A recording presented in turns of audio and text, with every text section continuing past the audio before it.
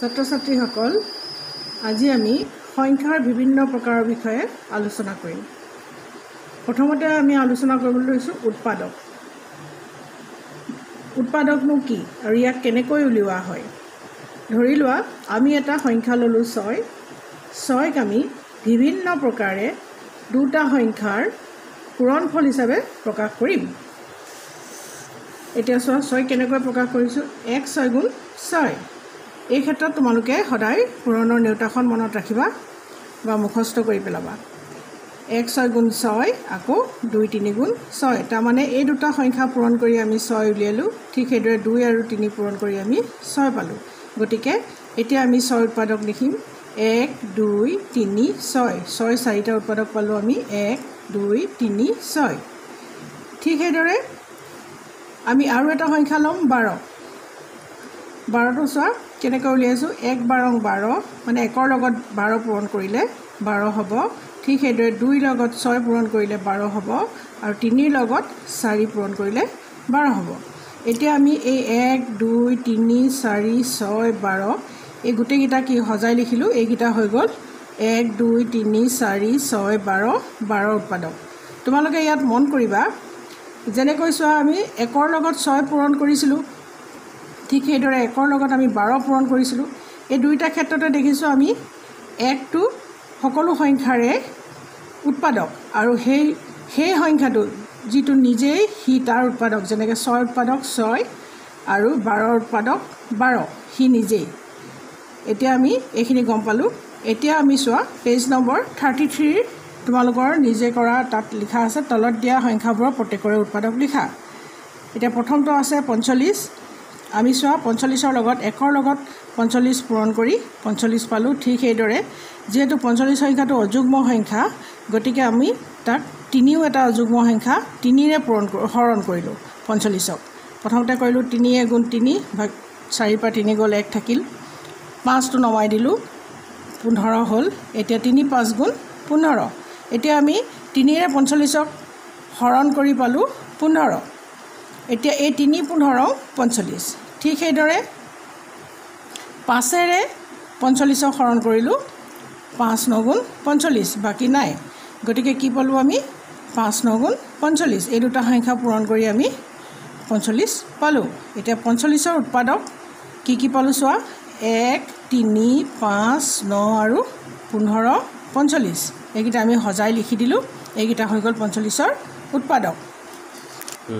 মই আৰু এটা কৰি দিছোঁ 60। 60টো চোৱা 1ৰ লগত 60 পূৰণ কৰি 60 পালোঁ। যেনেকৈ আগতে কৈছিলোঁ যে 1টো সকলো সংখ্যাৰে এটা উৎপাদক আৰু সেই সংখ্যাটো নিজেও তাৰ উৎপাদক। ঠিক সেইদৰে 60 তাৰ নিজৰ উৎপাদক। তাৰপিছত কি কৰিলোঁ, এতিয়া যিহেতু 60টো তোমাৰ যুগ্ম সংখ্যা, গতিকে আমি 2ৰে তাক হৰণ কৰি চালোঁ কেইবাৰ গ'ল। 2 3 গুণ 6 শূন্য নামি আহিলে, শূন্যত মুঠতে 2 শূন্য দিলোঁ ইয়াত। 2 30 60। ঠিক সেইদৰে 3ৰে কৰিলোঁ 60ক 3 2 হৰণ কৰিলোঁ। 3 2 গুণ 6 ইয়াত থাকিলে শূন্য, 3 ইয়াত শূন্য দিলোঁ, 3 20 60। ঠিক সেইদৰে 4ৰে কৰিলোঁ 4 গুণ 4, বাকী থাকিল 2 আৰু এইটো শূন্যটো নমাই আনিলোঁ হ'ল 20 আৰু 4 5 গুণ 20। এতিয়া আমি ইয়াত পালোঁ 4 5 4 ওপৰত পালোঁ আমি 4 আৰু 15। এই 4 আৰু 15 পূৰণ কৰিলোঁ আমি কি পালোঁ 60। ঠিক সেইদৰে পালোঁ 5ৰে হৰণ কৰি চালোঁ 60ক। 5ৰে কৰিলোঁ 5 গুণ 5, 1 বাকী থাকিল, শূন্য নমাই দিলোঁ, 10 হ'ল। এতিয়া 5 2 গুণ 10। এতিয়া আমি 60 উৎপাদক কি পালোঁ। আৰু এটা থাকিল 6 10 গুণ 60। এতিয়া আমি 60 উৎপাদক পালোঁ 1 2 3 4 5 6 10 12 15 20 30 60। এইকেইটা আমি লিখি দিলোঁ ইয়াত। 60 উৎপাদক কি 1 2 3 4 5 6 10 12 15 20 30 60। আৰু এটা শেষত কৰি দিছোঁ 70টো। 70 উৎপাদক উলিয়ালোঁ। 1ৰ লগত 70 পূৰণ কৰি দিলোঁ, 70 পালোঁ। তাৰপিছত আমি 2 যিহেতু 70টো যুগ্ম সংখ্যা, গতিকে আমি 2ৰে হৰণ কৰি চালোঁ 70ক। 2 3 গুণ 6 1 বাকি থাকিল 7ৰ পৰা 6 গ'ল 0 নামি আহিলে 2 5 গুণ 10 অৰ্থাৎ 2 লগত 35 পূৰণ কৰি আমি 70 পালোঁ ঠিক সেইদৰে 5ৰে কৰি চালোঁ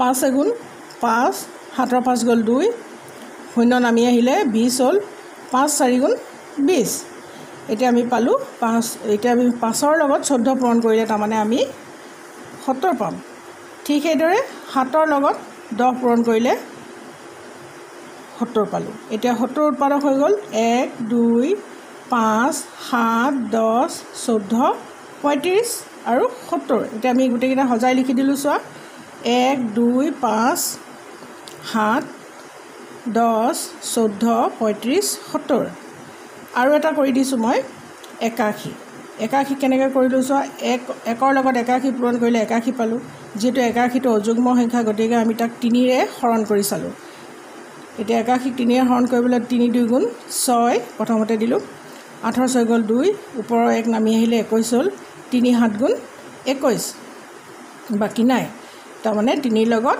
27 পূৰণ কৰিলে আমি 81 পালোঁ ঠিক সেইদৰে পূৰণৰ নেউতা মনত থাকিলে তোমালোকে একেবাৰতে ক'ব পাৰিবা 9 9 গুণ 81 এতিয়া এই 81 উৎপাদক আমি কি পালোঁ 1 3 9 যেহেতু 9টো দুবাৰ আছে এবাৰ লিখিলে হ'ব 27 আৰু 81 আমি গোটেইকেইটা সজাই লিখি দিলোঁ এতিয়া তোমালোকে সদায় মন কৰিবা যে 1টো প্ৰত্যেকটো সংখ্যাৰে উৎপাদক আৰু সেই সংখ্যাটো নিজেই তাৰ উৎপাদক যেনে 81 উৎপাদক আৰু 1টো প্ৰত্যেকতে আছে তোমালোকে দেখিলে গতিকে মনত ৰাখিবা এই দুটা কথা যে 1টো প্ৰত্যেকটো সংখ্যাৰে এটা উৎপাদক ধন্যবাদ